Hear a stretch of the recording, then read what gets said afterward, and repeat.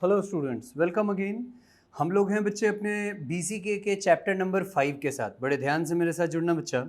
आना देखना इस नए चैप्टर में हम लोग क्या सारी बातें सीखने वाले हैं, क्या सारी बातें हम लोग यहाँ जानने वाले हैं।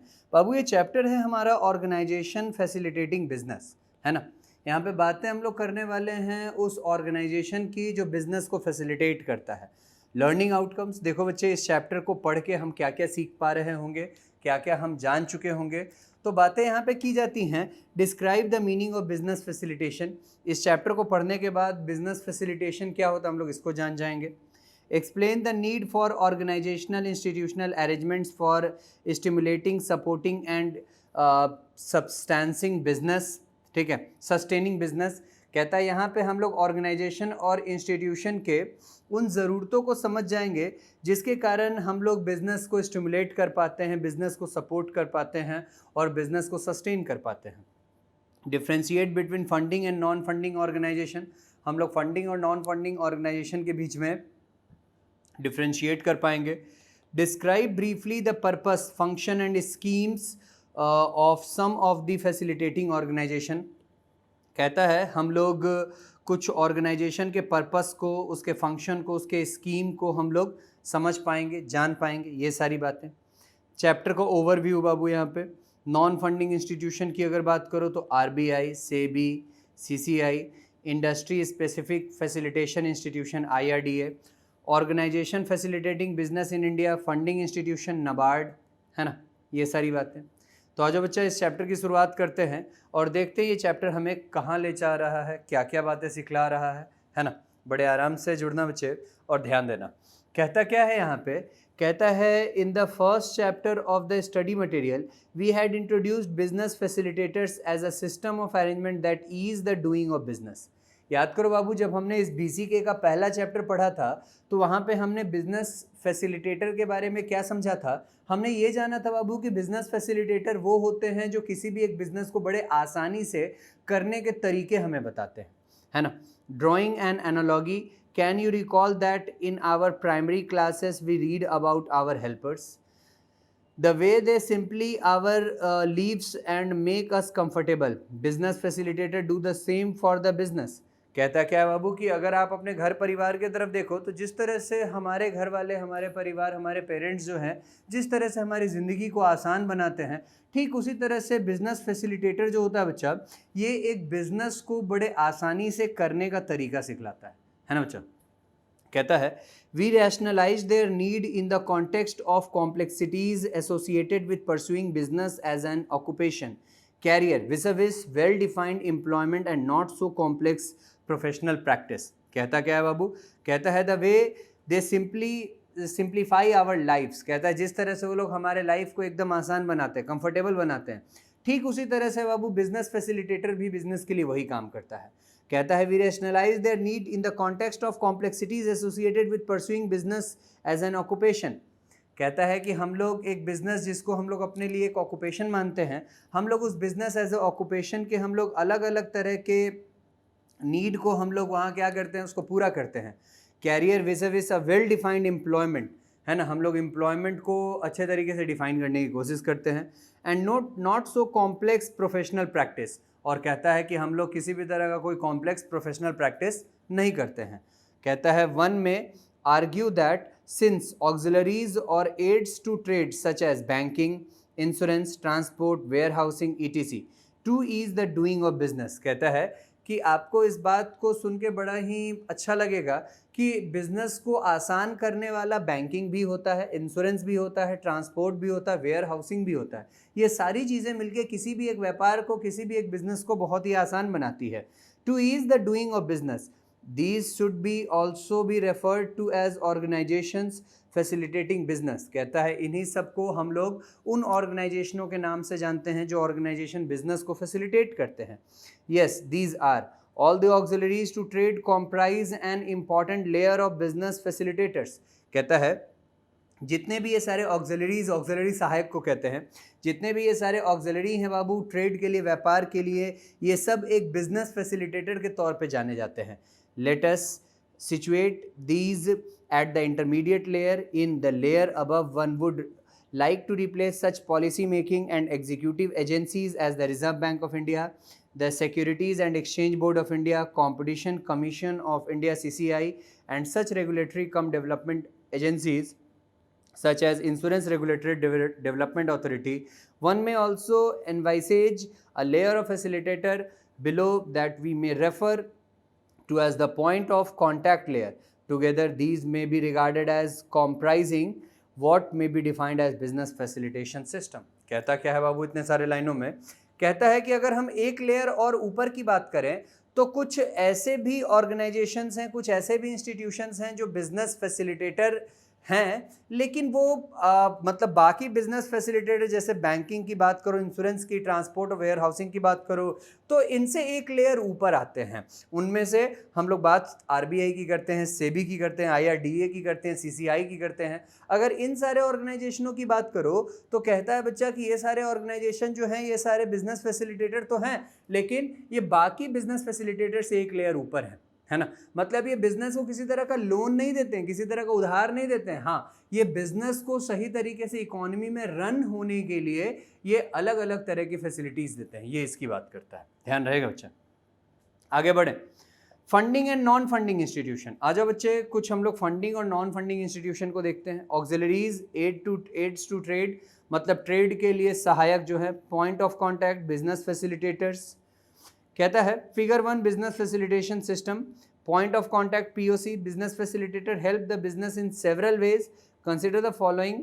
कहता है बिजनेस फैसिलिटेटर जो है वो किसी भी एक बिजनेस को अलग अलग तरीके से मदद करते हैं.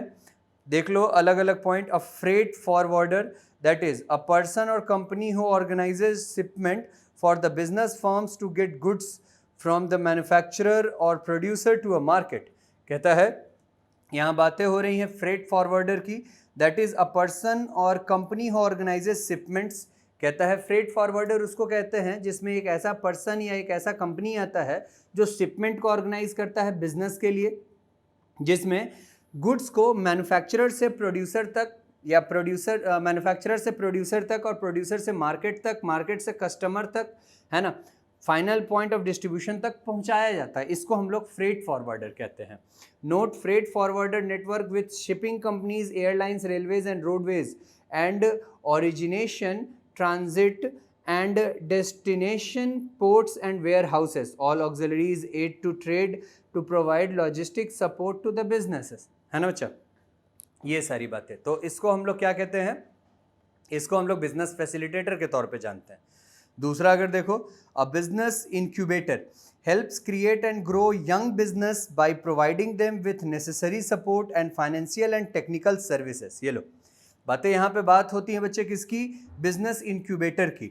Helps create and grow young business. कहता है जो नए बिजनेस को क्रिएट करने में, नए बिजनेस को स्टार्ट करने में मदद करता है. By providing them with necessary support and financial technical services, जिसमें उन लोगों को हम लोग जो ज़रूरी के जो मदद होते हैं उन मदद को पहुंचाते हैं, फाइनेंशियल हेल्प पहुंचाते हैं, टेक्निकल सर्विसेज देते हैं.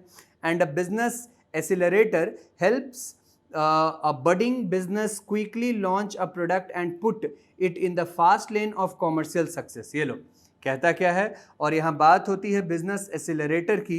Helps a budding business quickly launch a product, जिसमें किसी भी एक बिजनेस को तुरंत से एक प्रोडक्ट अगर लॉन्च करना हो तो उसमें ये मदद करता है, कॉमर्शियल सक्सेस में ये मदद करता है. फिर है बाबू financial consultant who advise the business on the various source of finance domestic as well as foreign. कहता है जो फाइनेंशियल कंसल्टेंट जो है वो किसी भी एक बिजनेसमैन को, बिजनेस ऑर्गेनाइजेशन को, बिजनेस एंटिटी को ये एडवाइस देता है कि फाइनेंस का सोर्स कौन सा होगा, कहाँ से मिलेगा. डोमेस्टिक सोर्स की भी बातें और साथ ही साथ अगर फॉरेन में कोई सोर्स है तो उसकी भी बातें. डेब्ट as well as equity, short term as well as long term, and help it mobilise its requirement too. कहता है डेब्ट की बातें, इक्विटी की बातें, शॉर्ट टर्म लोन की बातें, लॉन्ग टर्म लोन की बातें, और साथ ही साथ इन सारे चीज़ों के मोबिलाइजेशन की बातें कि किस तरह से लोग मोबिलाइज होगा, ये सारे चीज़ कैसे काम करेंगे, सारी चीज़ें. It may be noted that merchant bankers, financial consultants are not themselves the financing institutions, the auxiliary or aids to trade। कहता है कि इस बात को आपको ध्यान रखना पड़ेगा कि जितने भी मर्चेंट बैंकर्स होते हैं या फाइनेंशियल कंसल्टेंट जो होते हैं वो खुद एक फाइनेंसिंग इंस्टीट्यूशन नहीं होते हैं, बल्कि वो किसी भी एक ट्रेड के लिए ऑक्सिलरी के तौर पे काम करते हैं, मतलब किसी भी एक व्यापार के लिए सहायक के तौर पे वो काम करते हैं, है ना बच्चा। फिर देखो क्या कहता है, अ merchandiser who helps the business, example, a fashion house obtains its supplies, fabric, accessories, etc। ये लो, मर्चेंडाइजर किसको कहते हैं बाबू?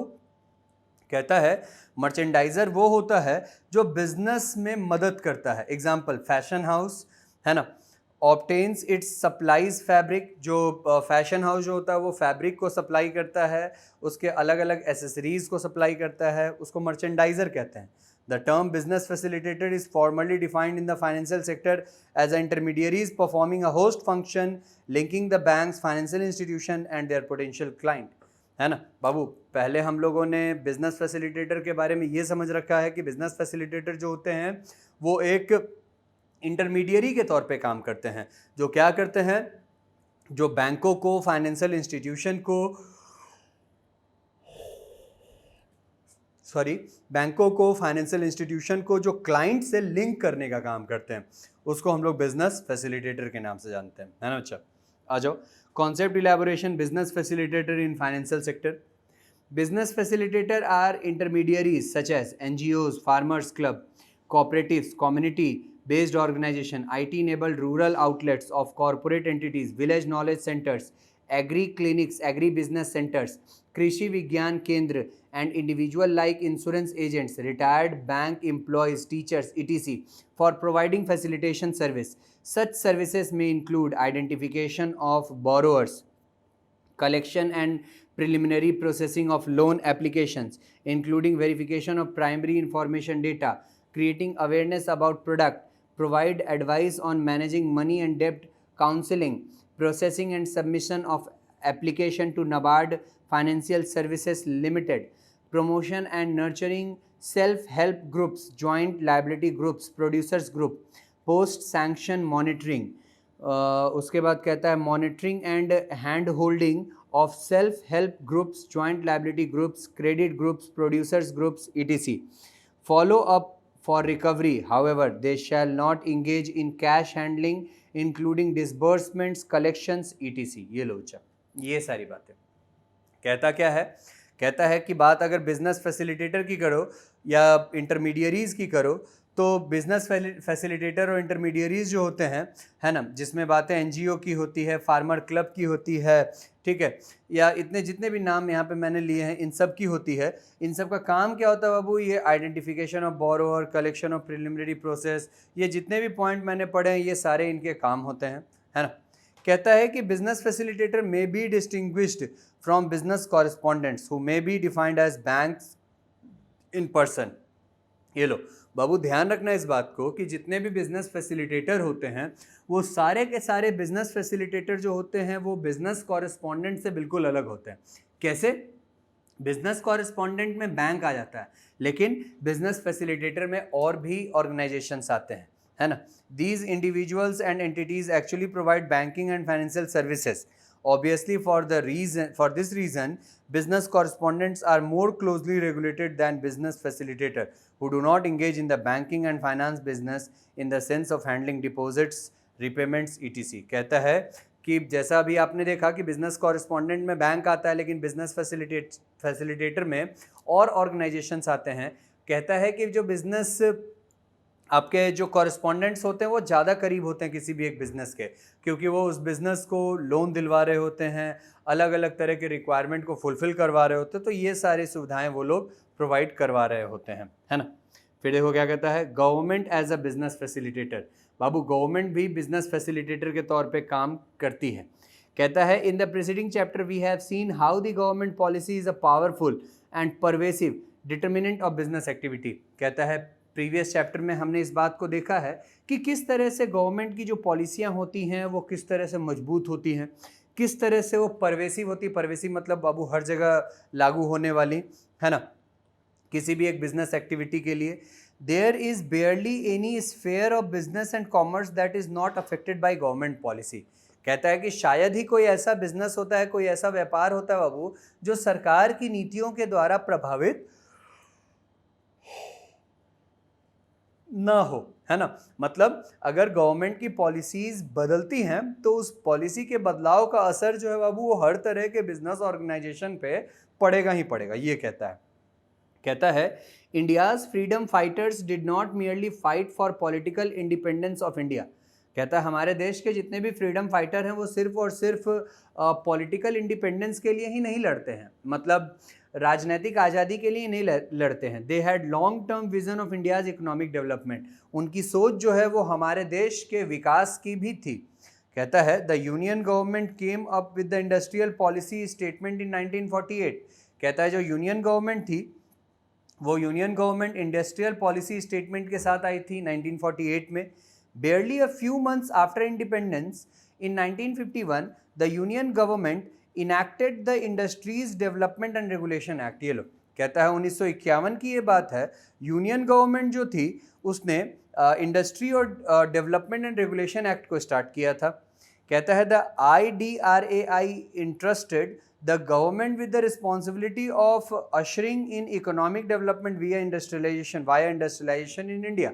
कहता क्या है बाबू, कहता है कि जो IRDRIA जो है IDRAI, इसने गवर्नमेंट को मजबूर कर दिया था अलग अलग तरह के इंडस्ट्रियल पॉलिसी को बनाने में, है ना, ताकि हमारे देश में जो उद्योग धंधे जो पिछड़े हुए हैं वो उद्योग धंधे आगे बढ़ सके। हमारे देश में जो बेरोजगारी फैली हुई है उस बेरोजगारी को हम लोग कम कर सके और साथ ही साथ अपने देश के अर्थव्यवस्था को, इकोनॉमिक सिस्टम को हम लोग और ज़्यादा आगे बढ़ा सके।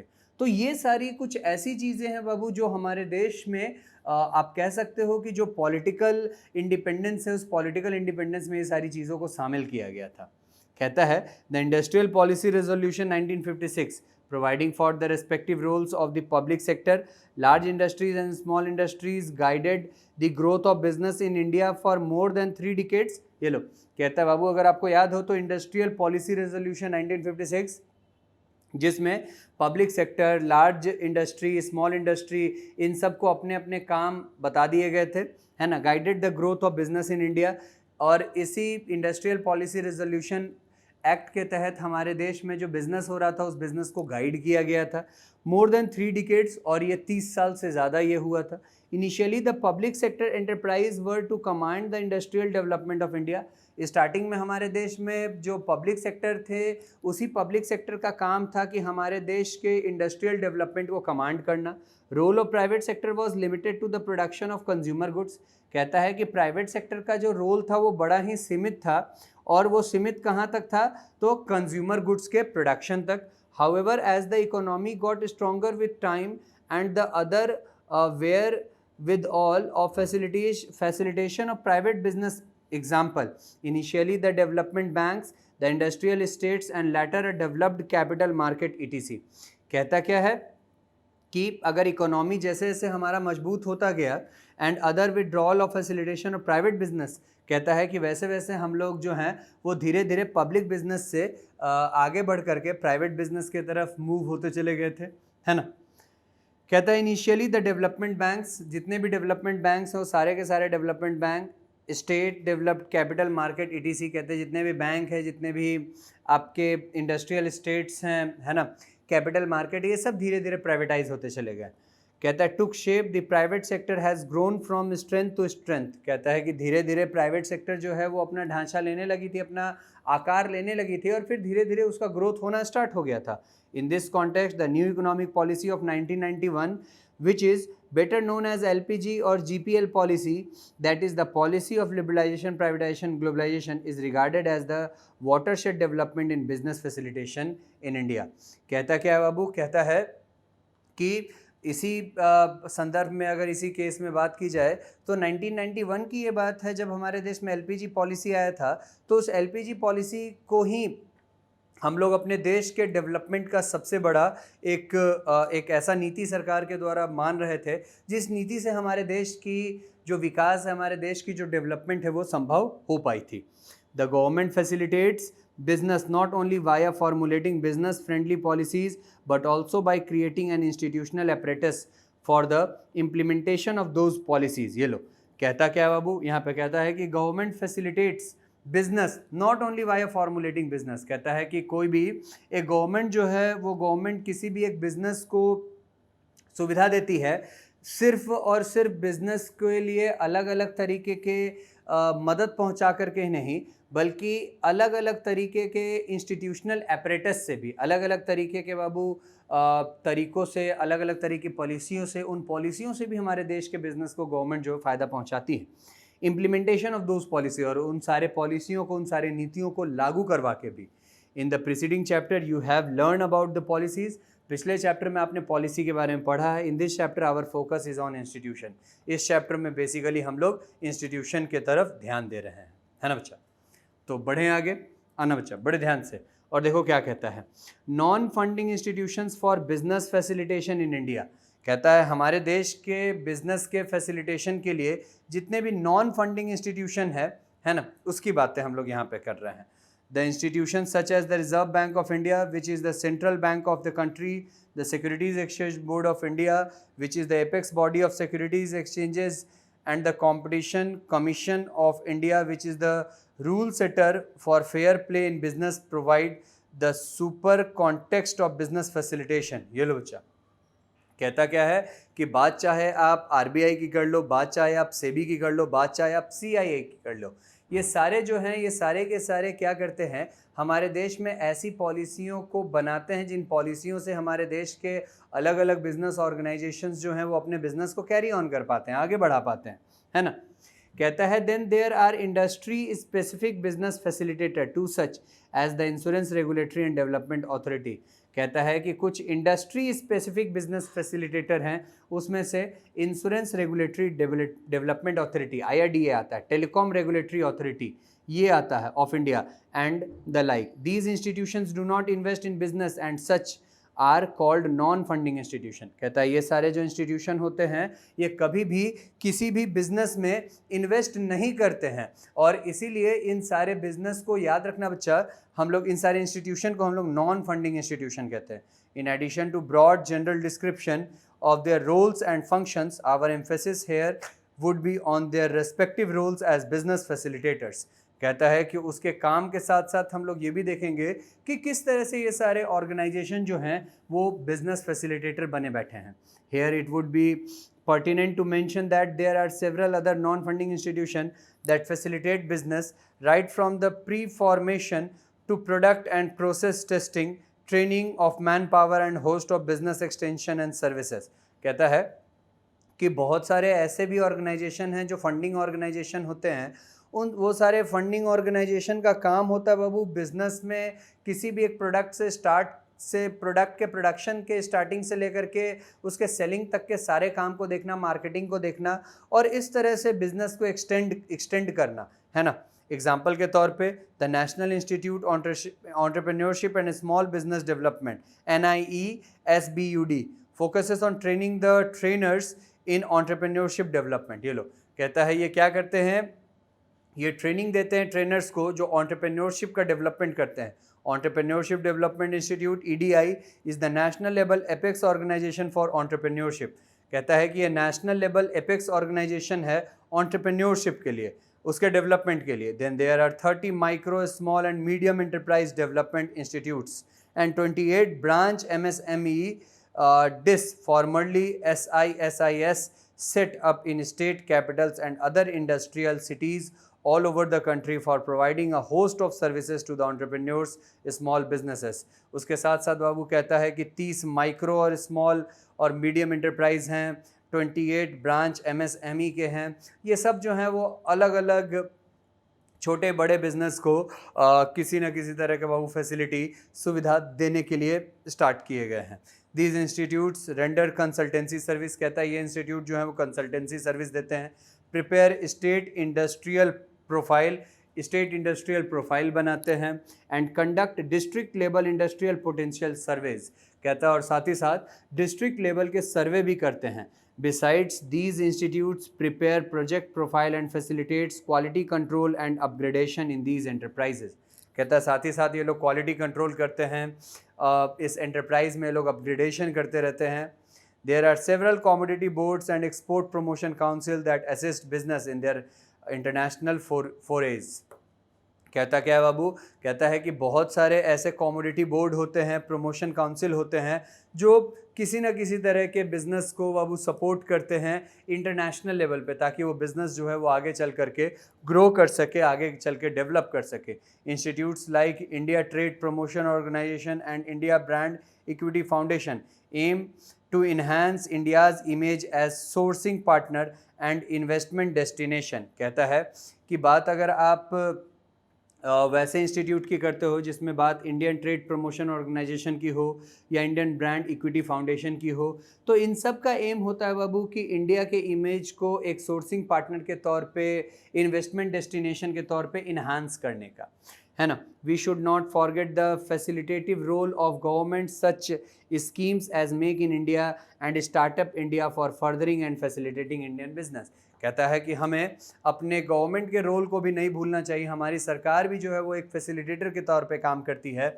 जिसमें हमारी गवर्नमेंट जो है वो मेक इन इंडिया, साथ ही साथ स्टार्टअप इंडिया प्रोग्राम को, इन सब को लॉन्च करती है और इन सब को आगे बढ़ाने के लिए अलग अलग कंट्रीब्यूशंस करती है। तो ये सारी बातें बच्चे ध्यान रहेगा।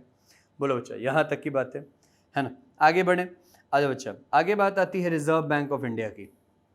अगर रिजर्व बैंक ऑफ इंडिया की बात करते हो तो इसका इंट्रोडक्शन देखो क्या कहता है। The reserve bank of India was established on April 1, 1935। याद रखना, आरबीआई का इस्टेब्लिशमेंट जो है वो 1 अप्रैल 1935 को हुआ था, है ना बच्चे। और कहता है कि according with provision of reserve bank of India act 1934, जिसमें एक्ट कौन सा था बच्चा, तो एक्ट का नाम याद रखना, उस एक्ट का नाम था provision of reserve bank of India act 1934।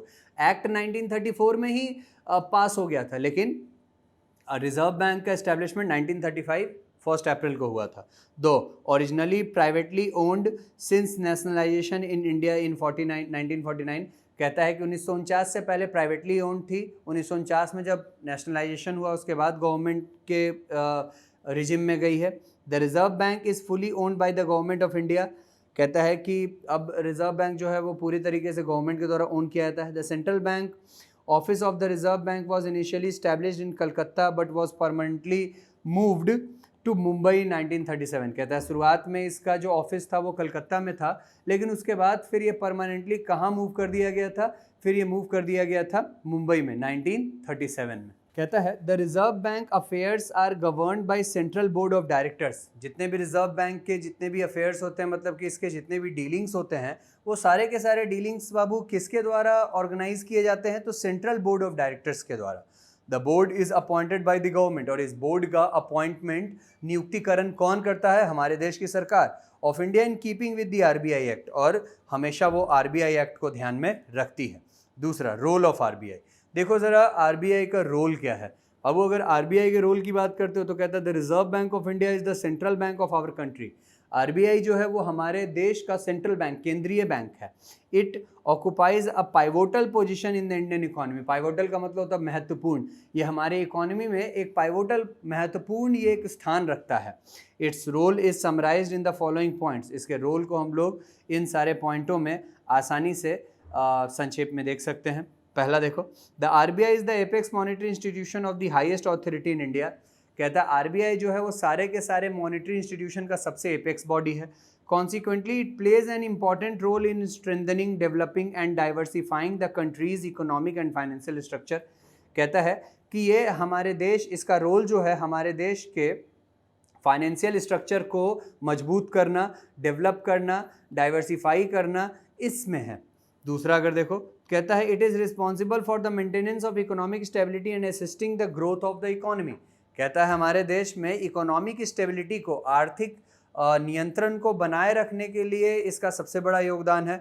साथ ही साथ हमारे देश के इकोनॉमी को क्या करता है, ये मदद करता है उसके ग्रोथ के लिए। फिर कहता है it is India's eminent public financial institution. कहता है हमारे देश का ये सबसे महत्वपूर्ण पब्लिक फाइनेंशियल इंस्टीट्यूशन है ना। Given the responsibility for controlling the countries monetary policy. कहता है कि इसकी जो रिस्पॉन्सिबिलिटी है, इसकी जो जिम्मेवारी है वो ये है कि हमारे देश की जो मॉनेटरी पॉलिसी, उस मॉनेटरी पॉलिसी को ये क्या करता है, नियंत्रित करता है।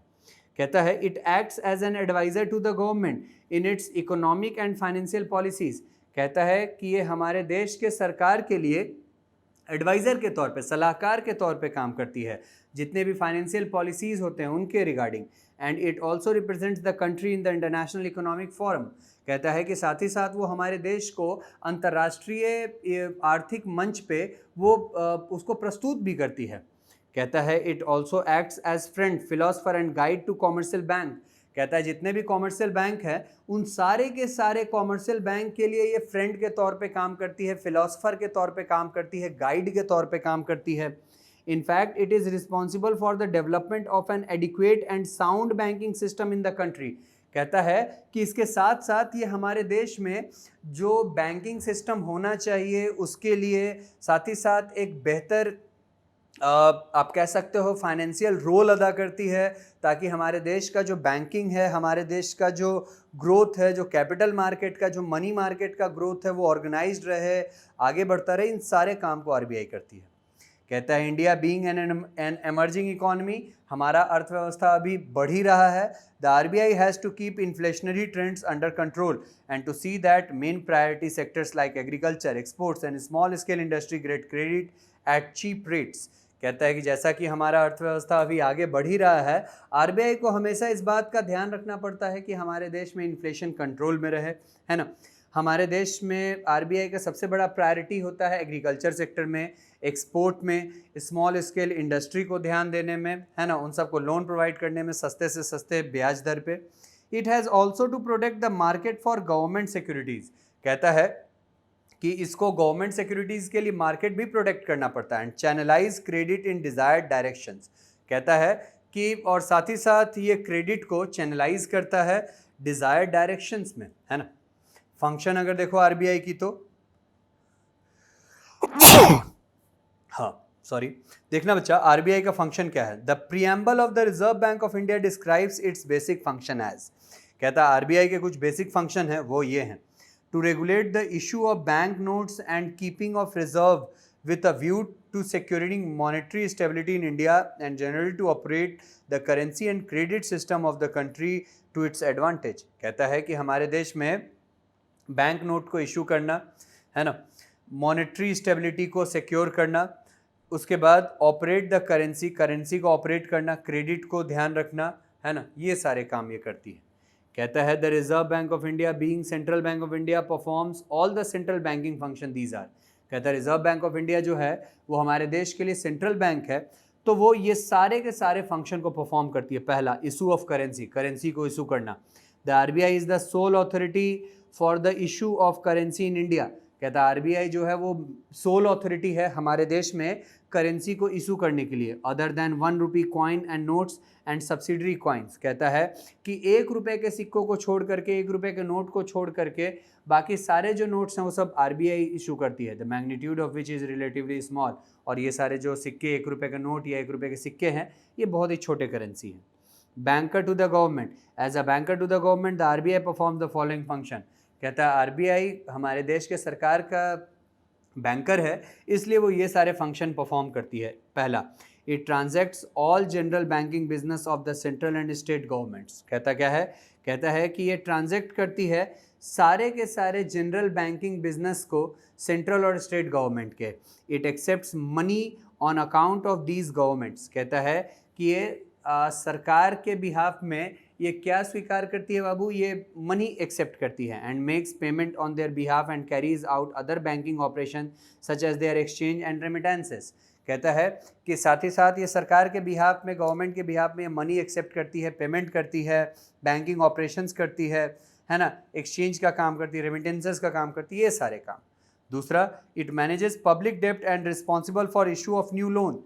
कहता है ये पब्लिक डेप्ट मतलब सरकार के उधार को ये मैनेज करती है और सरकार को उधार देती भी है।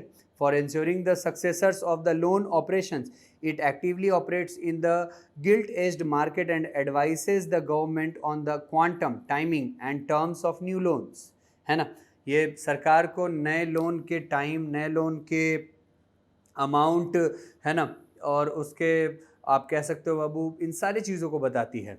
It also sells treasury bills on behalf of the central government, central government के बिहाफ में ये ट्रेजरी बिल भी बेचती है in order to wipe away excess liquidity in the economy. अगर इकॉनमी में ज़रूरत से ज़्यादा लोगों के पास पैसा हो गया तो उस पैसे को साफ करने के लिए, खींचने के लिए ये ट्रेजरी बिल भी सेल करती है। The RBI also make advances to the central and state government which are repayable within 90 days from the date of advance।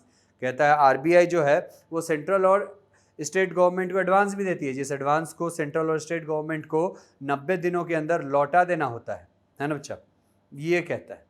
आगे बढ़ें, फिर देखो क्या कहता है कि RBI also acts as an advisor to the government not only on policies concerning banking and financial matters but also on wider range of economic issues including those in the field of planning, resource mobilization।